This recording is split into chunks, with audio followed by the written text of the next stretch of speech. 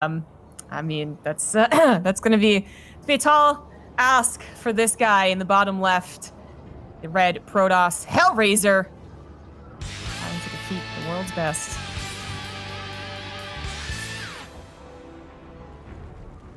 With contenders to the throne, but arguably the world's best, it is, in the top right-hand side, one of the best to ever do it, Serral.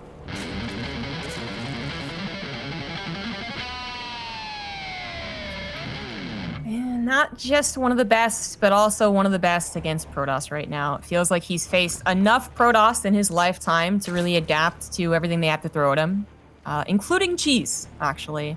During his now famous run in 2018, where he won every single WCS. We can't forget that he once faced Haas in the finals.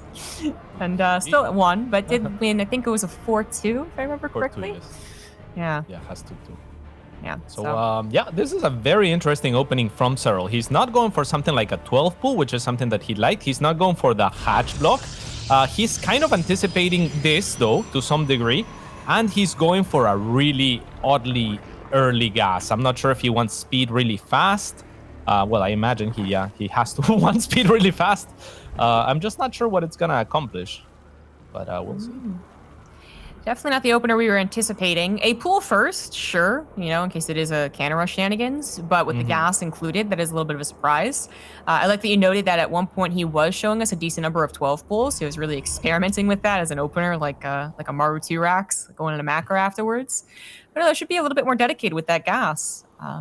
I hesitate to say that it'll try and ling bust his opponent. Doesn't really seem to be any reason to take that risk, but we're both waiting and seeing.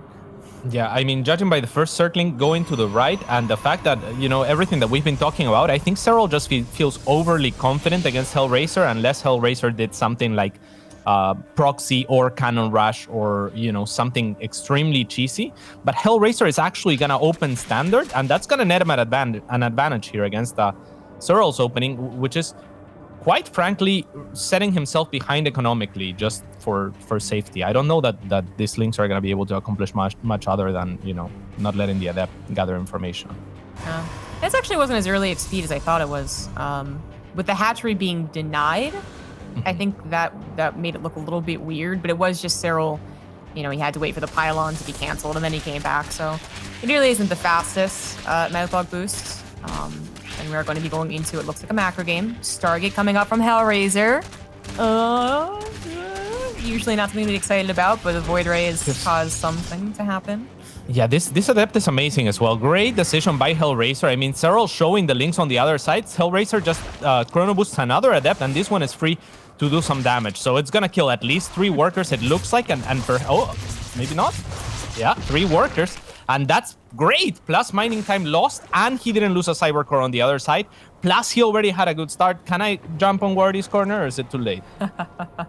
It's not too late, but I remember casting one of those Team League matches where it seemed like Serral was basically dead. And then I was like, you know what? Serral is Serral. He's not going to die. It's fine. And I believe it now. I think he's fine, even if he was up against Stats or any other good Protoss. He's going to recover from this. But this is, you know, it's supposed to be one of the best starts possible, realistically, for a Protoss player here. And he is going to go into a Void Ray. The question is it more than one Void Ray? We've seen the Void Ray opener come back, kill those Overlords, provide some nice early game defense, eventually tag up with 3 Void Rays even for an attack. But Oracle into Void Ray. Is it? Yeah, Serral is aware as well. Hide it? Yeah, he saw it. Yeah, Serral already saw the Void Ray, but the Void Ray is great. Defensively, it's cheaper than before. It can just go and clear the Overlords. Now Roaches aggressively are less of an option, so you can just take a fast third off of this Void Ray, and I wouldn't mind it at all from Hellraiser. And then maybe add a second Stargate later and do something crazy. Well, that's what he's done. He was looking for that Overlord and somehow missed it. Oh, that is just unfortunate. He didn't go further south, I think, was the problem for the Void Ray.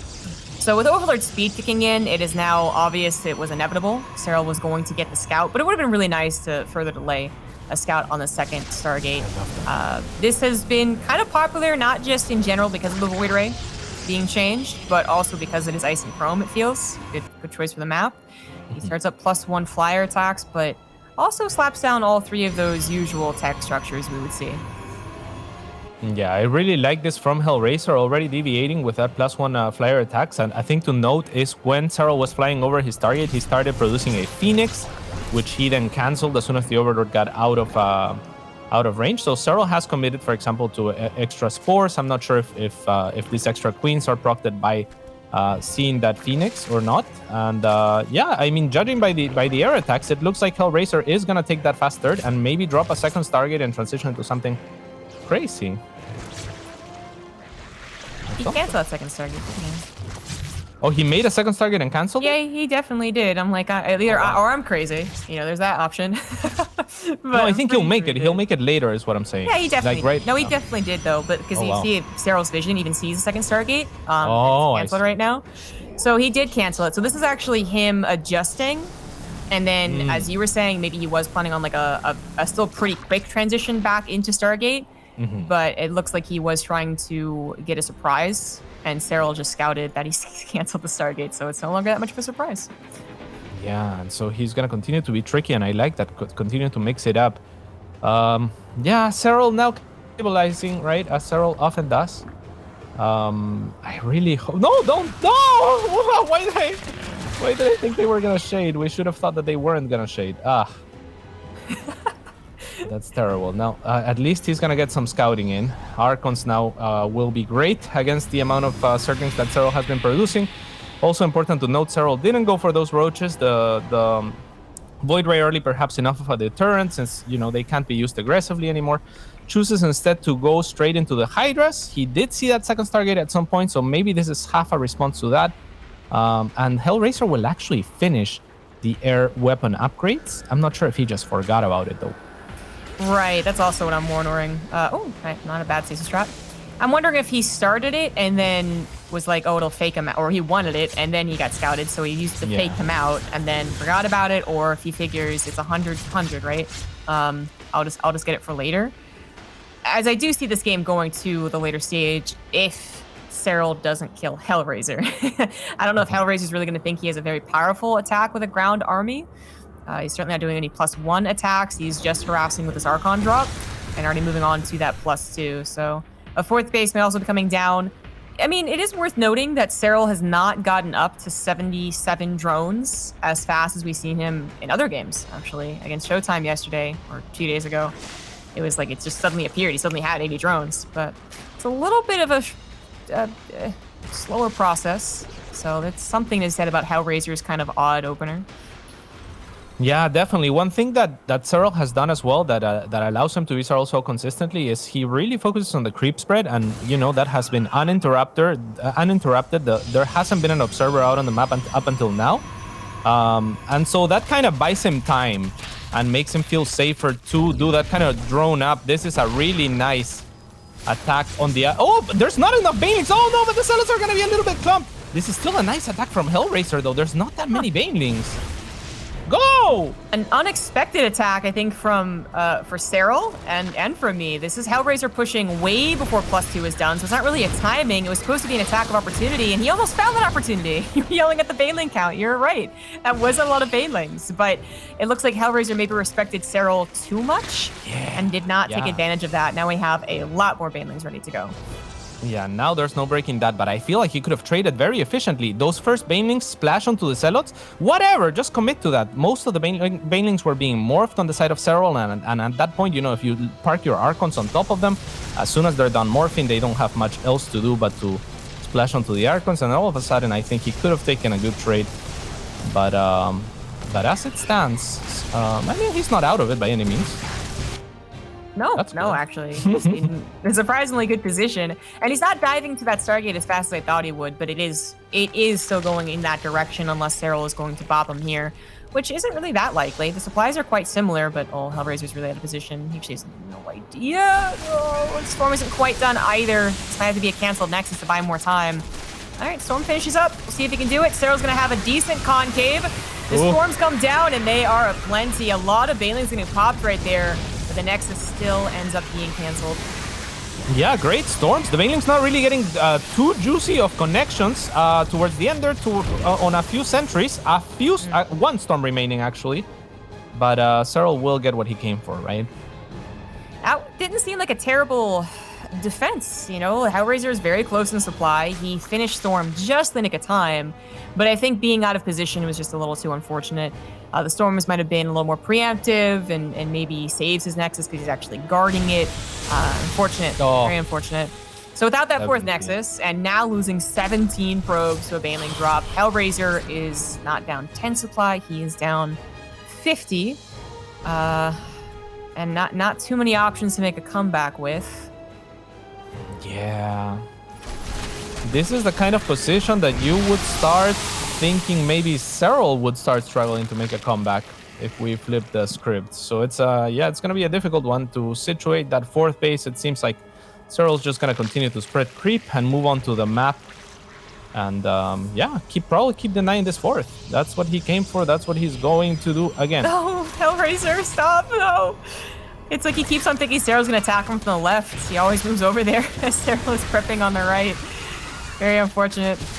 There's just not keeping up for Protoss army. Even though the Force Field plus Storm combination is looking quite feisty, there is just so much Serral left over, and he does have an attack on the left side. It's just not the main attack. The Banelings are getting some amazing splash damage off of very high health units. They do eventually cause the win. GG, Serral with the 1-0 start over Hellraiser. Hellraiser didn't get a terrible mid-game going there. It's a great early game.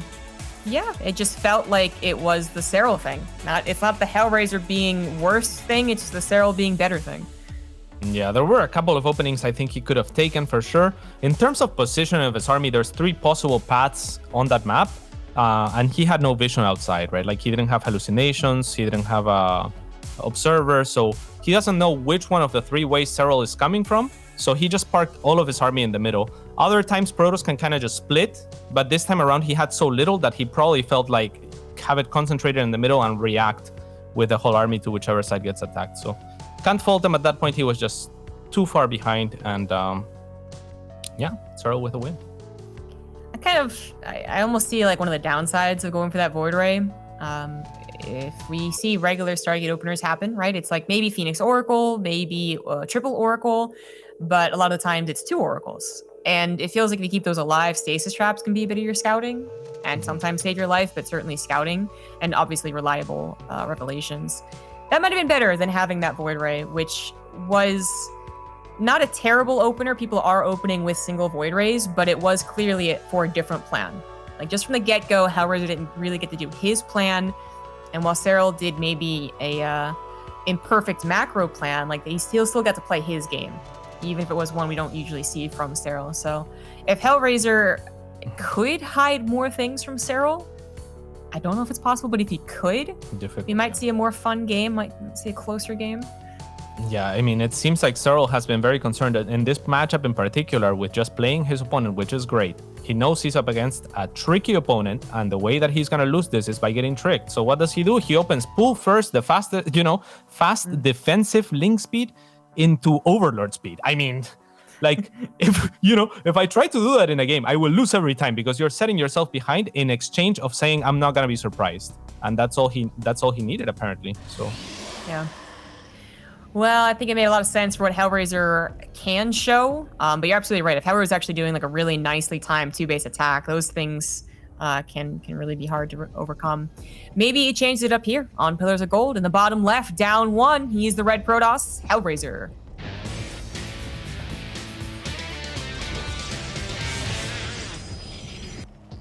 And in the top right-hand side, the man who is near invincible, it is Serral.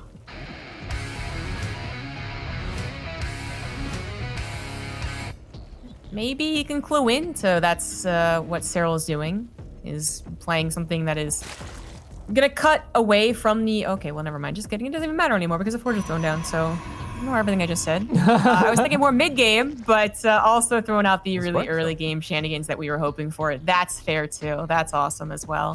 Serral is not full firsting. This is great. He actually got the better of the mental exchange here, right? Serral was so safe last game, so he says, okay, there's no way you go for something like cannons when I just open pull first. Hellraiser says, I bet you won't do that twice in a row, and gets the better end of that. Now, can Serral hold? I mean, it's Serral, so this is great, though. It's very really strong tough start against people who actually know what they're doing with cannon rushes to actually stop it with a drone pull. I mean, I feel like maybe it is necessary to pull drones and at least attempt it. But yeah, if people know what they're doing, especially on certain maps where like that pylon wall is a little bit easier to set up, yeah, there's not much you can do. So it is more about how do they respond post-hatchery tech, honestly. And I think Serral, I was pointing this out earlier, he has had experience against these players, but it's certainly not the type of play he has the most experience against. So we'll see if he makes a clumsy mistake. Yeah, I mean, when we look at Serral's approach to this type of games, he's usually the type of player that tends to avoid them. And the way that he avoids them is by being overly cautious, usually, right? Like by scouting everywhere, like in CVT, he'll send the drone and scout everywhere around his base. And, you know, he doesn't want to deal with it. So I completely agree with you. This is the type of situation where Serral is going to have to be most adaptive, perhaps, most out of his comfort zone, and a situation where I imagine Hellraiser is comfortable. So let's go. Well, Serral being able to sneak out that drone is already, I think, a bit of a problem. It's something that the Protoss, I think, they have to recognize as a possibility, but it's really nice when the Protoss can only focus on the attack to their Zerg opponent.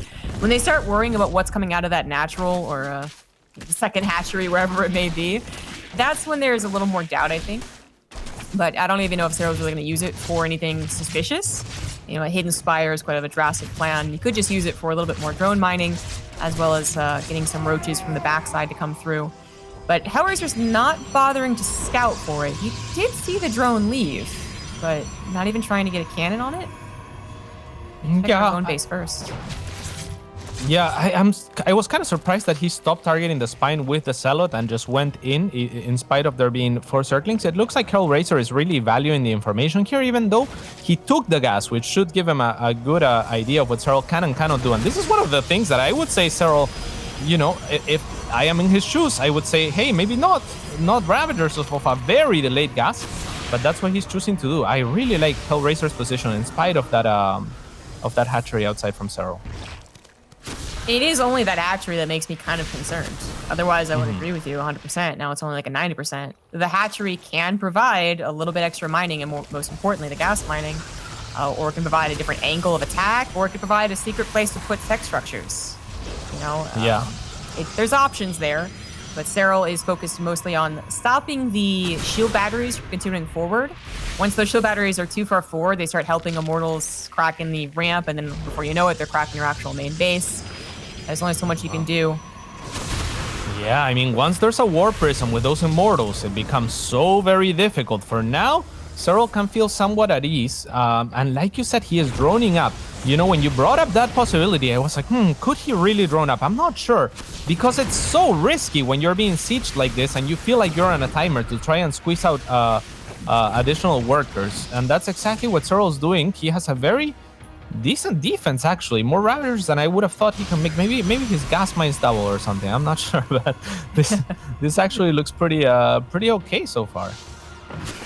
Finally, Hellraiser scouts the hatchery, but with Creepsword already at the extent that it can be, and an Overlord scouting the high ground as well, it looks like Hellraiser's not going to try and stop that from mining.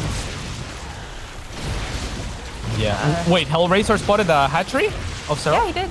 Yeah. Oh, that's good for him. Well, okay, I say that. Hold on. I don't think he did. He saw creep spread, but I don't think he actually saw it. Oh, no. Yeah, that's bad, because a Stalker on that high ground does enough to just fool it, and I'm mining from that base. That is painful. That is painful. The probe is literally looking around for this hatchery, and he missed it. The Stalker's recalled. What did they recall to? He's worried about something like a Nidus. A Nidus worm. Well, a Nidus is on the way. I guess he just figured it was a... Well, okay, so, you know what's funny? A Nidus worm is on the way, but especially if they're still one-basing it, a Nidus would definitely be on the way, right? In this case, it's a Nidus, plus it actually is still 2 bases. So Hellraiser just missing half the information here. Is not incorrect to be worried about a Nidus, but he absolutely should have done something about this hatchery. Yeah, I think that hatchery now wins the game. It's been mining for so very long. Oh, this is beautiful for Serral. It's basically a defensive Nidus. Now his hatcheries are linked in a way that neither place can be attacked without the rest of his army reinforcing. And the longer this game goes, the better it is for him. That's hard crashing, because, yeah, it's been enough that, you know, on Hellraiser's mind, if you look at his setup down this ramp, if, you know, he's just waiting for Serral to basically suicide. down the ramp, right? He's saying like at some point you're gonna have to attempt at a break here because that's all you can do. But he's wrong. Right now he's wondering where that Nidus room was. Was it in the natural? Because he like can't scout his natural. Was it somewhere behind his offensive cannons? So he's gonna get, you know, pincered. Where is it? He lost a lot of damage on an Immortal trying to chase after a Spine Crawler that didn't actually die.